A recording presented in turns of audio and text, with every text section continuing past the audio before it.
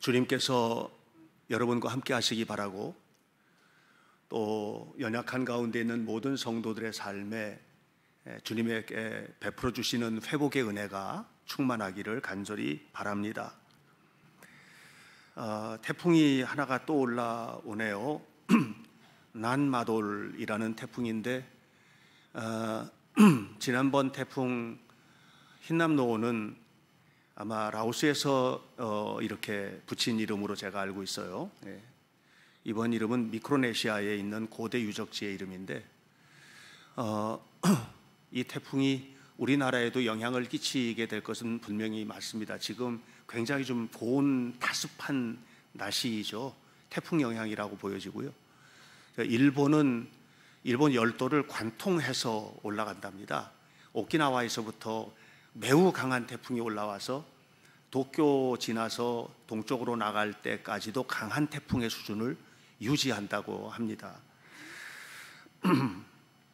여러분, 너무 큰 피해를 입고 이웃 나라가 힘들어하지 않도록 위해서 기도하는 것도 그리스도인으로서의 우리의 사명이라고 생각합니다. 여러분 기도해 주시기 바라고요. 여러분들도 태풍 행여라도 지난번 태풍에 후유증도 가시지 않았는데 남쪽 지역은 피해가 좀 있을 것 같아서 함께 기도해 주시면 고맙겠습니다. 제가 이런 말씀을 드리는 것은 우리는 결단코 편안한 세상을 살고 있지 않다는 것을 이야기하고 싶기 때문입니다. 언제 어느 때 어떤 형편으로 올지, 고난이 다가오는지에 대해서는 우리가 다 알 수 없는 그런 환경에서 우리는 살고 있습니다. 건강의 문제 때문에 많이 힘들기도 하고, 또 경제적인 문제 때문에 힘겹기도 합니다. 자녀들이 잘 자랐으면 좋겠고 형통하기를 바라지만, 때때로는 자식들의 성장 과정에서의 문제 때문에 힘들어하기도 합니다. 지금은 이제 2023학년도 대학 입시를 앞두고 있는데요. 수시 원서를 넣고 있거든요.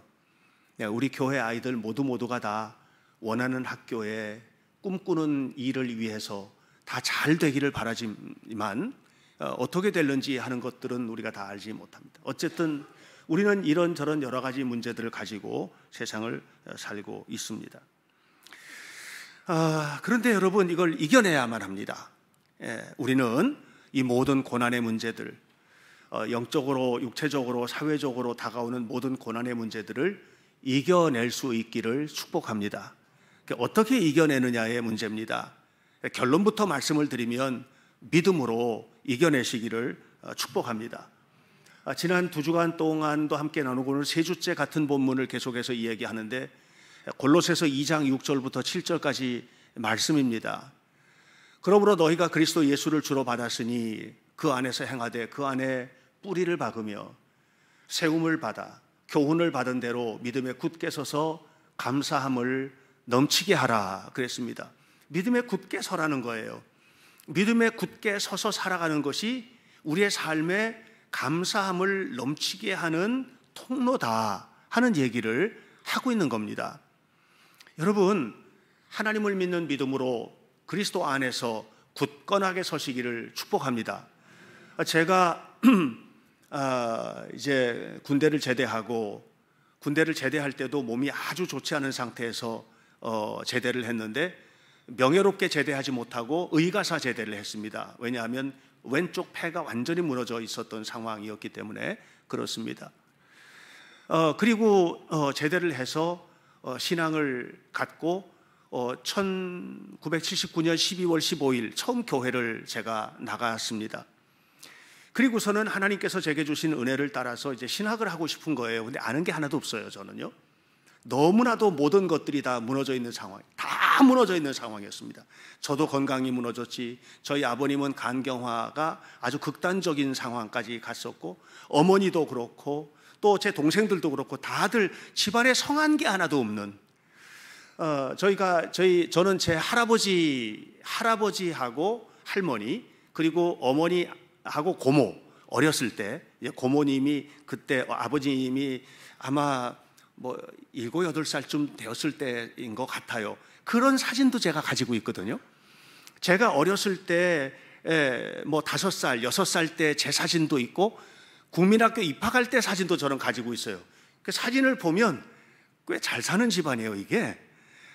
왜냐하면 일제시대 때 할아버지가 할머니랑 사진 찍는데 양복 입고 넥타이 매고 아버지 엄마랑 이렇게 가족 사진 찍는 게 흔하지가 않았던 시대예요, 그 시대는요. 꽤 괜찮게 사는 집안인 거예요. 제가 1981년도에 맞이했던 저희 집안은 세상에서 제일 못 사는 집안인 거예요. 완전히 무너져서 방 한 칸에 그냥 온 가족이 다 이리 뒹굴고 저리 뒹굴고 할 수밖에 없는, 기댈 곳이 아무것도 없는 거예요. 그래서 산을 찾아갔어요. 이제 입학을 앞두고, 신학교 입학을 앞두고 제가 신학을 하기로 작정을 하고, 그리고서 산을 찾아갔어요. 그때 찾아간 곳은 말하면 알만한 곳인데 흰돌산이라는 기도원인데 그 뒷산에 올라갔어요. 밤에 무릎까지 푹푹 빠져가면서 산 꼭대기로 올라가서 그곳에서 하나님 앞에 기도를 했습니다. 하나님, 제가 기댈 게 하나도 없습니다. 하나님이 나에게 보여주시지 않고 들려주시지 않으면 내가 할 수 있는 일이 한 개도 없습니다. 그런데 그 밤에 하나님께서 만나 주셨습니다. 그래서 제가 알았습니다. 뭐냐면은 하나님이 나 같은 사람에게도 관심을 가지고 계시는구나 하는 것을 알게 되었습니다. 이게 굉장히 중요합니다. 하나님이 나에게 관심을 가지고 계시는구나. 나같이 울컥하고 토하면 피를 한 사발씩 토하는 폐병쟁이, 이런 사람에게도 하나님이 관심을 가지고 계시는구나 하는 것을 제가 알게 되었습니다. 물론 그 후로부터 오랫동안 견디던 왼쪽 폐를 여러분 잘 아시다시피 수년 전에 떼어낼 수밖에 없는 환경에서 떼어내고 말았습니다만은, 이런 환경에서 제가 이제 하나님이 나에게 관심을 가지고 계시고 하나님이 나를 지켜보고 계시는데 그 하나님이 도대체 어떤 하나님이냐. 그래서 그때부터 성경을 읽기 시작했습니다. 무섭게 읽었습니다. 20일 만에 성경을 한 번씩 읽었으니까는요. 그러니까 이게 듣는 성경이 아니고 읽는 성경인 거예요. 그리고 하나님 앞에 기도를 시작했습니다. 하나님께서 나를 붙잡아 주시고 나를 이끌어 달라고 기도를 시작을 했습니다. 그러면서 하나님을 알아가는, 다시 말하면 조금 더 깊은 곳으로 가는 이런 삶을 실현하기 시작했습니다. 물론 그렇다고 해서 그 이후에 흠도 티도 없이 산 건 아닙니다. 내가 생각해보면 잘못한 일도 많고 잘못 행동한 일도 많고 정말 수많은 일들이 왔다 갔습니다마는, 그럼에도 불구하고 변치 않은 것은 뭐냐면 하나님이 나에게 관심을 가지고 계신다는 사실입니다. 제가 저희 큰손주가 요 녀석이 좀 재미있어요. 어딜 가면 자꾸 질문을 많이 해요. 저한테 할아버지 이게 뭐예요? 이건 뭐예요? 하고 질문을 해요. 그래서 오면 둘이 같이 산책하면서 이거는 무슨 꽃이다, 이건 코스모스야. 코스모스라는 말은 우주라는 뜻인데 왜 우주냐면, 여러분 코스모스 꽃 안을 가만히 들여다보십시오. 그 안에 별이 얼마나 많은지 모릅니다. 코스모스 암술 수술 있는 그 부분이 별이 총총총총총 박혔거든요. 그래서 그 꽃 이름이 코스모스입니다. 우주입니다. 봐라, 한번 들여다보자. 이 안에 우주가 담겼다. 하나님이 이렇게 만드셨네. 이렇게 합니다.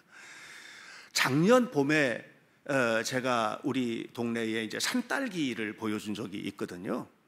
1년 전도 훨씬 전의 얘기죠. 그런데 이번 추석 때 이 아이가 갑자기 앞에 이렇게 우리 동네를 둘이서 산책을 하는데 갑자기 그러는 거예요.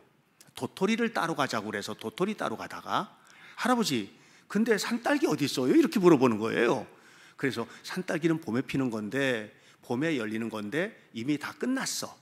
다 끝났으니까 그랬더니 아이가 그래도 할아버지 산딸기 보고 싶어요. 그래서 이제 제가 아이를 데리고 산딸기 있는 곳을 갔어요.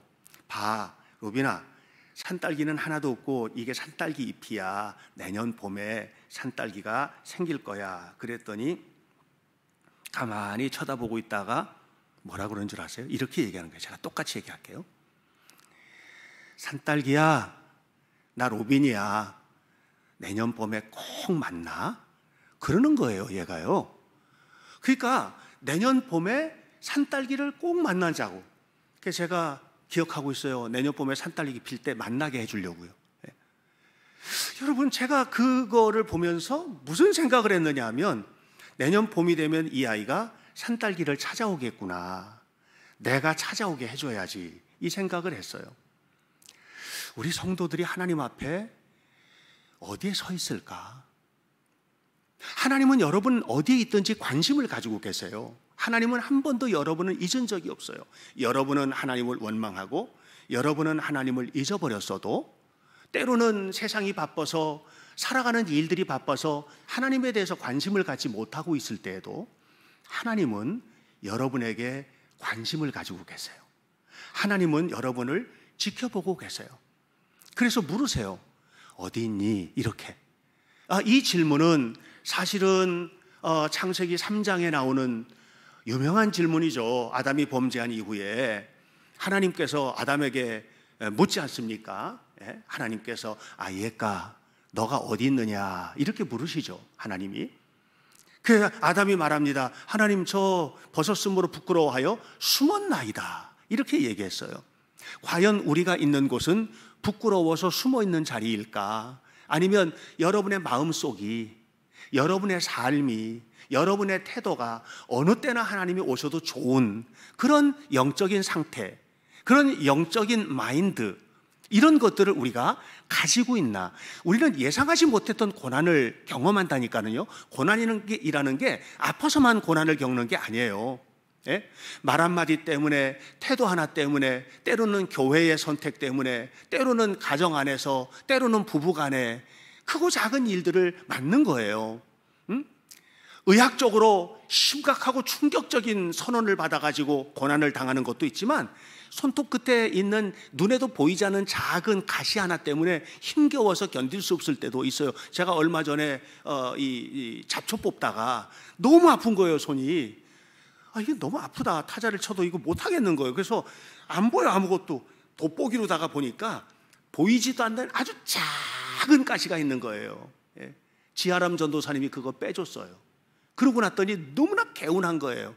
그 작은 가시 때문에도 여러분, 다른 사람이 생각할 때는 뭘 그런 것 때문에 그렇게 속상해해요. 그런 문제가 나에게는 심각한 아픔을 주기도 하는 문제인 거예요. 그 모든 상황에서 크고 작고 정말로 다양한 모든 내 아픔의 상황에서, 그 모든 상황에서 우리는 있어야 할 마음을 간직하고 있고 가야 할 길을 가고 있고 주님께서 기뻐할 만한 선택을 하고 있는가?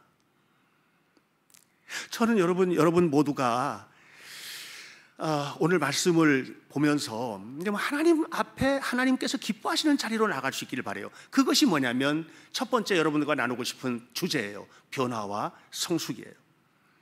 변화와 성숙은 그리스도인들이 그리스도인답게 살아가는 데 있어서 필수적인 조건이에요. 변화되지 않고는 성숙할 수가 없어요.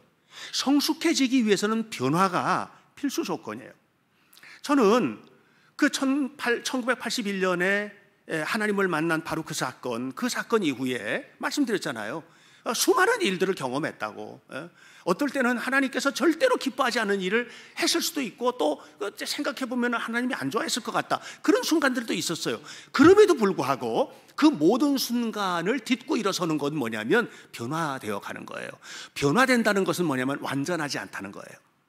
우리는 완전한 사람이 아니에요. 목사인 저도, 장로인 여러분도, 권사인 여러분도, 집사인 여러분도, 부모인 여러분도, 자식인 여러분들도 어느 누구든 간에 우리가 변화되어야 된다는 전제 조건은 뭐냐면 완성되지 않았다는 거예요.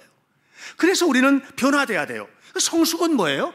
끊임없는 변화를 거쳐서 깊은 곳까지 가는 거죠. 이게 성숙인 거예요. 그래서 저는 계속해서 기도하고 있고 오늘도 역시 마찬가지로 또 변화를 위해서, 또 성숙되기 위해서 끊임없이 변화와 성숙의 과정을 밟아가는 겁니다. 이스라엘 백성들이 430년 동안 애굽에서 종살이 했습니다. 430년 동안 종살이한 그들은 노예였습니다. 그들을 하나님께서 불러내서 가나안 땅으로 지금 데려가려고 하십니다. 가나안 땅은 하나님의 백성으로 사는 땅입니다. 노예가 하나님의 백성으로 살아가는 그 중간에 하나님은 40년간의 광야 생활을 주셨습니다. 이 40년은 뭐냐면 노예가 하나님의 백성으로 되어가는 과정에서 변화를 경험하는 자리입니다. 변화는 가만히 있으면 되는 게 아니에요. 변화는 여러분이 노력하셔야 되고요, 하나님의 도움을 구해야 돼요. 여러분, 변화는 그냥 살다 보면 되는 게 아니에요. 몸뚱이는 커지죠. 그냥 살면 어린아이가 노인이 되고 해요. 이건 자연적 성장이라고 해요. 예. 그러나 뭔가 성취하기를 위해서 변화되려고 하는 사람은 노력하죠. 열심히 공부하죠. 예. 열심히 공부하죠. 열심히 내 몸에 지금 약한데 이 약한 몸을 건강하게 해야 되겠다. 건강하게 변화를 추구하는 사람은 매일 걷고 매일 헬스를 하고 이렇게 노력을 하죠. 그러니까 여러분, 우리가 변화되기를 원하는 사람은 변화에 걸맞는 행동을 해야 돼요. 변화에 걸맞는 행동을 해야 되고 결심을 해야 돼요. 제가 새벽마다 요즘에 그런 얘기 하죠. 오늘 이 새벽에 여러분, 우리 결심합시다. 오늘 하루 종일 좋은 말만 하기로 결심합시다. 좋은 생각만 하기로 결심합시다. 새벽 기도의 시간은 그냥 기도하는 시간이 아니라 하나님 앞에 변화를 위해서 결심하는 시간입니다. 우리 함께 노력합시다. 매일 새벽에 제가 제 설교 시간에는 그런 요청을 하지 않습니까? 이게 뭐냐 하면 변화를 위한 노력들이에요. 고대 이스라엘의 예언자였던 이사야가 그 궁중 예언자였어요. 다시 말하면 오늘로 말하면 대통령실 안에 또는 왕실 안에, 영국의 왕실 안에 왕실 목사 이런 것 같은 거죠. 그런 것들이 이제 이사야의 책무였어요. 그러니까 이사야는 그냥 살면 돼요. 그냥 살면 너무 편안하게 먹고 사는 거 전혀 걱정할 것 없이 그냥 살다가 가면 되는 거예요. 그런데 어느 날 그가 성전에 머물러 있는 동안에 하나님을 만나요. 법궤에 하나님의 궤에 앉아있는 스랍을 봐요. 스랍은 세라핌이라는 말인데 천사예요. 날개가 6개 달린 천사들이 있었던 거예요. 그 천사가 발로, 이 날개로 2개 발로 발을 가리고 또 얼굴도 가리고 2개는 막 날아오르면서 노래를 부르는 거예요. 거룩하다 거룩하다 거룩하다 만군의 여호와여, 주의 영광이, 하나님의 영광이 온 땅에 충만하도다. 이걸 본 거예요. 이걸 경험을 한 거예요. 그리고 났는데 그의 마음속에 어떤 생각이 드느냐면, 와, 나는 죽게 되었구나. 죽게 되었다는 것은 뭐냐면 하나님의 거룩함을 보고 난 다음에는 자신의 더러운 것이 발견되는 거거든요. 여러분 아셔야 돼요. 누구에게 손가락질하기 전에 자신의 더러움을 봐야 돼요. 이런 사람은요, 지난주에 말씀드렸잖아요. 부부싸움을 할 때도 부부싸움도 좀 성숙하게 하자. 그냥 화살처럼 퍼붓지 말고 좀 이 말을 하면 상대방이 무슨 생각을 할까 하는 걸 좀 헤아려가면서 말도 던지자. 이게 여러분 어려운 게 아니고요, 가능한 일이거든요. 예. 어떻게 가능하냐면 여러분 결심하셔야 돼요. 그냥 하나님 그렇게 하게 해주세요 하지 말고 이렇게 해야 되겠다 결심하세요. 하나님 도와주시는 거예요, 거기다가. 그러니까 이게 무슨 얘기냐, 이사야가 그 영광을 보고 난 다음에는 자신의 더러운 걸 보고 나니까, 야, 이건 나는 이젠 죽어야 되는구나. 그런데 하나님께서 안 죽이고요, 그의 입술을 정결케 하시고 그의 삶을 정결케 했어요. 그리고 난 다음에 변화되는 거예요. 하나님을 만난 이사야가 변화됐어요. 변화되고 난 다음에는 그가 평생 동안 왕과 밀접한 관계를 가졌던 것은 우리가 잘 알죠. 히스기야 왕 때도 그렇고 계속 그런 관계를 가졌어요. 그럼에도 불구하고 그는 왕실 예언자가 아니에요. 이제 그는 하나님의 예언자예요. 다시 말하면 하나님의 말씀을 하나님의 말씀답게 선포하고 하나님 앞에 살아가는, 오직 하나님을 기쁘게 하는 삶을 살아가는 변화된 예언자로의 삶을 사는 거예요. 성숙이 그 자리에 자리 잡고 있는 겁니다. 사랑하는 여러분, 이런 변화와 성숙은요, 하루아침에 되는 것은 없습니다. 지름길이 없어요. 지름길이 없어요.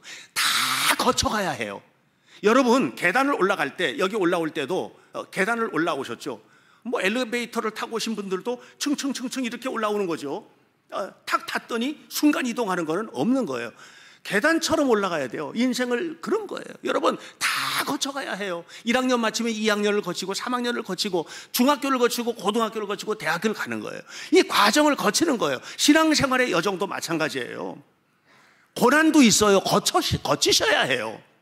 그걸 거치면서 뭘 배우느냐 하면 고난을 어떻게 이겨낼 수 있을까를 배워가는 거예요. 이런 과정들을 다 가는 거예요. 제가 시편 1편 강의하면서 말씀을 드렸잖아요. 지름길은 없고 바른 길이 있다고. 이 모든 과정을 거칠 때 우리는 어떻게 해요? 바른 길을 가야 되는 거예요. 약삭 바른 머리를 쓰지 말고 바른 길을 어떻게 걸어갈 것인가, 이걸 고민하셔야 돼요. 그래서 그 속에 발현되는 것이 있는데 믿음입니다. 여러분, 신념으로 사는 사람들도 많아요. 믿음은요, 신념하고 달라요. 믿음의 대상은 예수님이에요. 신념의 대상은 나 자신이에요. 신념은 나로부터 나오는 거예요. 할 수 있다, 이게 신념이에요. 내가 할 수 있어, 이게 신념이에요. 그래서 신념이 강한 사람은 어디 가서든지 자신감이 넘치고, 이런 사람은 꺾기가 참 어렵고요, 남의 말 잘 안 들어요, 이런 사람들은요. 믿음은 그렇지가 않아요. 믿음은 신념의 사람이 신념이 딱 꺾이는 순간이 있는데, 언제 꺾이냐면 완전히 무너졌을 때 이렇게 꺾여버려요. 이런 사람들이 일어나는 게 너무 힘들어져요. 우리는 그 상황까지 가면 안 되는 거예요. 신념으로 할 수 있는 일이 있어요. 나 할 수 있어, 최선을 다해서 하고 열심히 노력을 하고 이렇게 할 수 있어요. 그렇게 할 수 있어요. 그러나 어느 순간에 이게 무너졌을 경우에 참 일어나기 어려운 상황에 봉착하게 되는 경우들이 생기거든요. 근데 믿음은 달라요. 믿음은 내가 할 수 있다는 것이 아니라 나는 나를 위해서 일하시는 하나님을 바라보고 있어. 나는 하나님을 믿어. 하나님께서 역사하시고 하나님께서 이끌어 주시는 것을 믿어라고 고백하는 것이거든요. 하나님에 대한 믿음이거든요. 히브리서 12장 2절은 이렇게 말합니다. 히브리서 기자가 믿음의 주요 온전케 하시는 예수님을 바라보자, 이렇게 얘기해요. 믿음의 주요 온전케 하신 예수님을 바라보자. 왜 바라봐야 될까? 근데 거기에는 그게 충분히 설명이 되어 있지를 않아요. 근데 영어 성경을 보면 충분히 설명이 되어 있어요. 이렇게 설명이 되어 있어요. Jesus, the author and perfect of our faith. 무슨 얘기냐? 예수님은 우리의 믿음의 of our faith, 우리의 믿음의 author, 원저자이시다.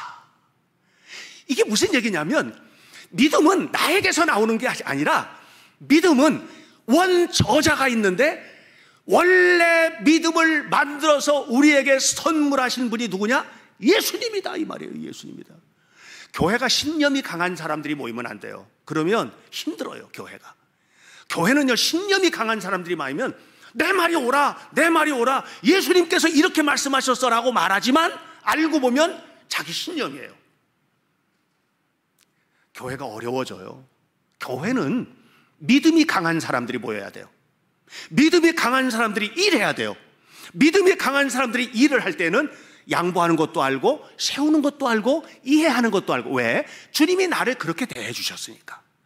믿음이라는 것은 예수님께로부터 온 거거든요. 그러니까 주님께서 나를 대하듯 나도 사람을 대해야 된다는 것을 너무나 확실히 아는 거예요. 주님이 나를 용서해 주셨으니 나도 용서하고, 주님이 나를 사랑하셨으니 나도 사랑하고, 주님께서 원저자이신 믿음을 가지고 사는 거예요. 여러분, 그렇게 살아가시기를 축복합니다. 예, 축복합니다. 사도행전 3장을 보면 성전 미물의 안전뱅이를 고쳐주는 장면이 나오죠. 베드로와 요한이 제 9시 기도 시간에 성전에 기도하러 가다가 불쌍한 사람을 만나요. 40살쯤 먹은 남자를 만나는데 이 사람이 너무 불쌍한 거예요. 나면서부터 안전뱅이였어요. 늘 구걸하면서 먹고 사는 사람이에요. 엎혀와서 앉아있다가 하루 종일 구걸하면 엎혀가는 거예요. 제 발로는 걸어본 적이 없는 사람이에요. 그런데 베드로와 요한이 지나가다가 뭐라 그러냐면, 나사렛 예수님의 이름으로 명하노니 일어나 걸어라 그랬어요. 그랬더니 이 사람이 일어나 걷는 거예요. 사람들이 다 알거든요. 어려서부터 맨날 그 자리에 앉아가지고 구걸하던 사람인 걸 아는 거예요. 그가 일어나서 걷는 거예요. 깜짝 놀라는 겁니다. 그렇게 놀라면서 누구를 주목하여 보느냐 하면 베드로와 요한을 주목하여 보는 거예요. 일어난 그 사람을 주목하여 보는 거예요. 그때 베드로와 요한이 말했어요. 이렇게 말합니다. 사도행전 3장 12절입니다. 왜 이 일을 이렇게 놀랍게 여기느냐? 16절에서 이렇게 말합니다. 이 사람을 이렇게 일으켜 세운 것은 내가 아니다, 나가 아니다, 예수 그리스도께서 이렇게 하셨다. 여러분, 모든 역사의 원저자는 예수님이에요. 예수님께서 하시는 거예요. 여러분, 이 사실을 믿으시기를 바랍니다. 이 사실을 믿으세요. 그래서 여러분, 의지의 사람이 되셔야 돼요. 신념의 사람이 되어야 돼요. 그런데 이 신념의 근거가 주님께서 나를 도와주시니 나는 할 수 있어, 할 수 있다 하시니는 나의 능력 주 하나님이라고 노래하면서 할 수 있다 하시니는 나의 능력 주 하나님, 내가 가진 이 신념, 이 능력은 그 근거가, 그 출처가, 그 원인이 예수님이다. 예수님이다. 그러니 예수님이 살아계시기 전에, 하나님의 이름이 사라지기 전에는 나의 이 하나님을 향한 이 마음, 이 믿음, 그리고 내 삶에 반드시 축복하실 줄 믿고 최선을 다하는 나의 삶을 꺾을 수는 없어. 이 신념이 아니에요. 믿음이죠. 여러분, 사람들은요, 다 어떻게 믿으려고 하냐면 이해되면 믿으려고 하거든요. 이해되면. 여러분, 이해되는 것은요, 믿음의 대상이 아니에요. 이해되는 거는요, 학문의 대상이고요, 그건 과학의 대상이에요. 이해되면 나를 이해시켜라. 하나님이 어떻게 창조하셨는지 나를 이해시켜라. 그럼 내가 교회 다닐게. 이해 못 시켜요. 예? 캔터베리의 안셀름이라고 하는 유명한 영성학자이면서 신학자가 이런 얘기했어요. 크레도 우트 인텔리감. 믿음이라는 게 뭐냐? 우리가 왜 믿느냐? 이해하기 위해서 믿는 거다. 믿어야만 이해가 된다. 성경은요, 믿어야만 이해되는 이 얘기로 가득 차 있어요. 하나님이 창조하신 얘기는 믿어야만 이해가 돼요. 하나님이 홍해를 가른 거는요, 믿어야만 이해가 돼요. 여러분 생각해 보세요. 여리고를 삥삥 돌았더니 무너졌다. 이게 어떻게 가능해요? 믿어야만 이해되는 거예요. 왜 이해하고 난 다음에 자, 어떻게 홍해가 갈라지느냐, 그 이해시켜봐 한번. 그러면 내가 믿을게. 그랬더니 그걸 이해시키기 위해서, 아, 그게 사실은 홍해가 아니고 홍해 가 있는 갈대 바다였는데, 갈대가 막 있는데 이스라엘 백성들이 막 지나가니까 그게 홍해처럼 갈라져 보였다. 이렇게 학교에서 얘기를 하는 거예요. 가르치는 거예요. 그랬더니 한 학생이, 믿음 좋은 학생이 박수를 막 쳤대요. 그랬더니, 야, 왜 박수 쳐? 지금 홍해가 갈라진 게 아니라 갈대가 이렇게 됐다고, 갈대가 그게 홍해 바다처럼 보였다고. 근데 왜 박수 쳐? 그랬더니 하나님을 찬양합니다. 그런 갈대 바다를 지났는데도 거기에 애국 군대들이 다 빠져 죽었으니 하나님을 찬양합니다. 그랬대요. 여러분 여기에요, 믿어야만 보이는 거야. 믿어야만. 믿으시기를 축원합니다. 예, 믿음을 굳게 하시기를 바랍니다. 이렇게 믿음으로 굳게 살아가는 사람들은 중요한 게 바뀌어요. 마지막 주제인데, 생각이 바뀌어요. 생각하는 것 자체가 달라져요. 여러분, 축복을 받는 사람은요, 어떤 사람이 열심히 일하는 사람이죠. 근데 그 열심히 일하는 동기가 생각 속에서부터 오거든요. 열심히 노력하는 동기가 어디서 와요? 생각에서부터 오는 거예요. 그 생각이 다른 사람이 다른 삶을 살아요. 공병호라고 있어요. 그 어머니가 굉장히 믿음이 좋은 분인데 책을 많이 썼어요. 긍정적인 사고방식과 관련된 책을 많이 썼어요. 근데 그분이 쓴 책 중에서 제가 읽은 책이 이런 책이 있어요. 여러 권이 있는데, 부자의 생각, 빈자의 생각이라는 책이 있어요. 그 책의 내용은 뭐냐면, 부자는 생각하는 것 자체가 부자 될 수밖에 없는 생각을 하고요, 가난한 사람은 생각하는 것 자체가 가난할 수밖에 없게 생각하고 살더라. 이게 그 책의 내용이에요. 그냥 얘기가 그 내용이에요. 그래서 부자들의 생각과 가난한 자들의 생각은, 삶은 생각부터가 다르더라는 거예요. 여러분, 우리가 생각해 보세요. 안 된다고 생각하는 사람이 이건 안 돼 하는 사람이 행동하겠어요? 안 합니다. 안 된다는데 왜 해요? 안 해요. 그런데 아무리 안 될 것 같아도 될 것 같아 하는 사람은 해요. 에디슨이 전구를 만드는데 2만 번 실패했대잖아요. 2만 번 실패했는데도 결국은 전등을 만들어냈잖아요. 왜 만들었어요? 이건 된다.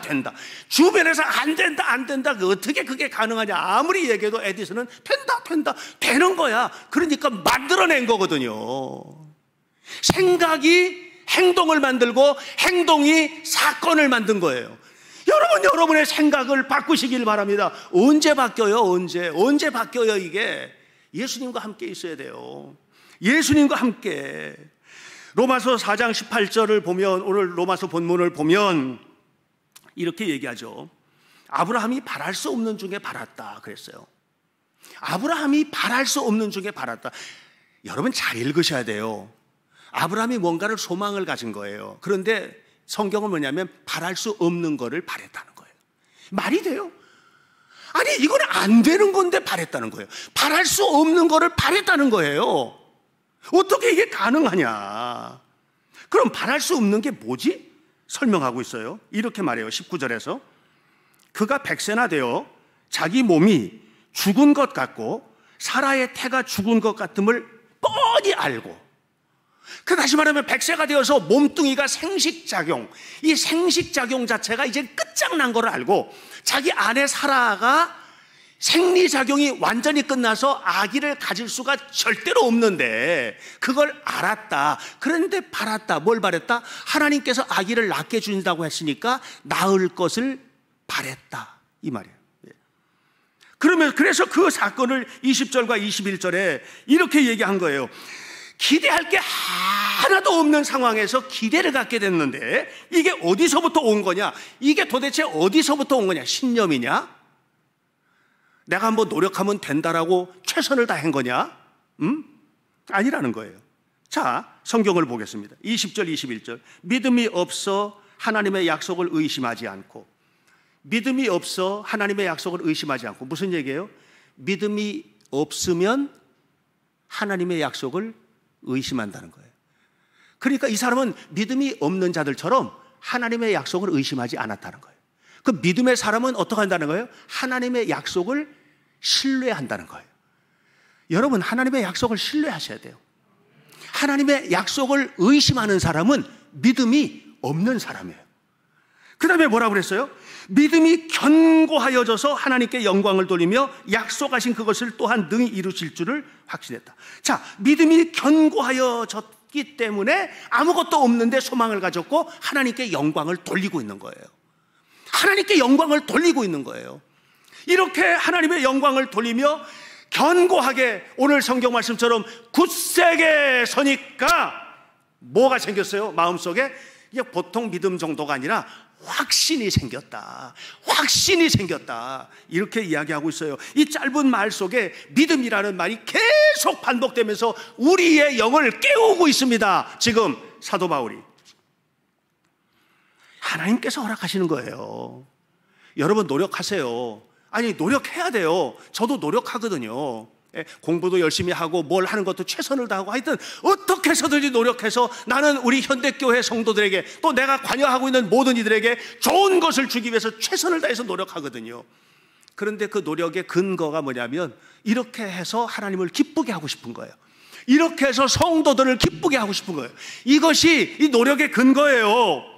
나는 창세기 15장 1절 말씀이 너무 좋아요. 창세기 15장 1절에 뭐라고 기록했냐면 이렇게 말했어요. 아무것도 두려워하지 마라. 아브라함에게 말하는 거예요.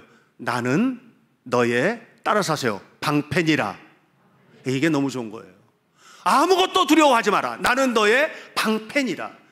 여러분 서론에서 말씀드렸습니다. 오늘 우리가 살고 있는 시대는요, 고난이 어떻게 불화살처럼 날아올지 몰라요. 뭘로 막아요? 방패로 막는 거예요. 화살을 막는 게 방패예요. 칼을 막는 게 방패예요. 하나님이 뭐라고 그러냐면 나는 너의 방패니라 그랬어요. 아, 하나님은 아브라함의 방패로구나.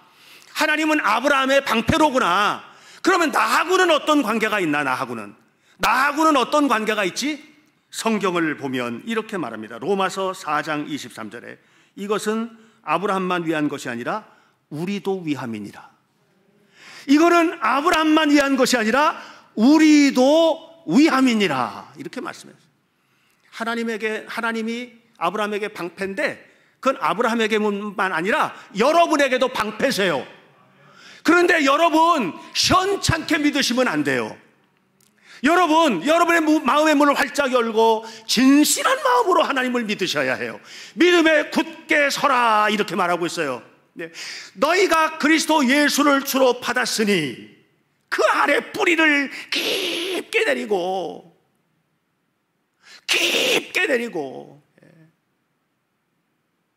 여러분 하나님 앞에 깊게 내리고 교훈을 받은 대로 믿음에 굳게 서서 감사함을 넘치게 하라. 믿음에 굳게 서서 하나님 앞에 사는 사의 삶 속에 감사한 일들이 넘쳐나게 될 줄로 믿습니다. 저는 우리 현대교회 성도들이 이 말씀 앞에 도전받게 되시길 바랍니다.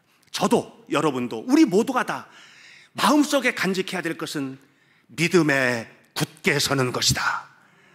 그래서 이 믿음으로 하나님 앞에 서서 하나님께서 내게 주신 은혜가 너무나도 풍성하여 감사함이 넘치게 되는 역사가 나타나기를 바랍니다. 기도하겠습니다.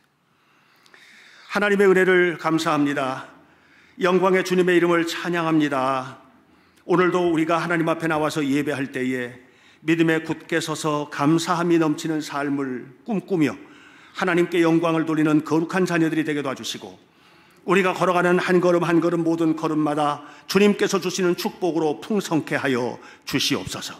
예수님의 이름으로 기도하옵나이다. 아멘.